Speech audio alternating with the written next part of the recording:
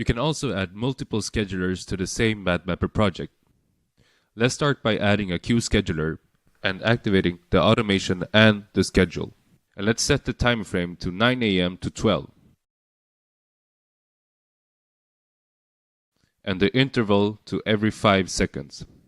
And then let's set our targets to a range of queues from row 1 to 1 and column 1 to 3. And then let's set the mode to random. And now let's duplicate this scheduler, and in the new one just change the time frame from 5 to 8 p.m. And so now the same set of queues will be activated at 2 separate times of the day. Or we could set this other scheduler to drive this other set of queues that I have down here.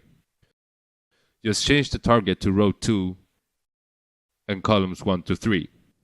And so now we have one scheduler that will automate this set of queues in the morning, and another that will automate another set of queues in the evening.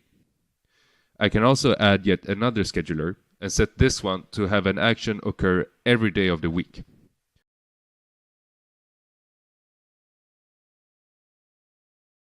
And set the range to be the 7 queues on row 3, in which I've stored different colors.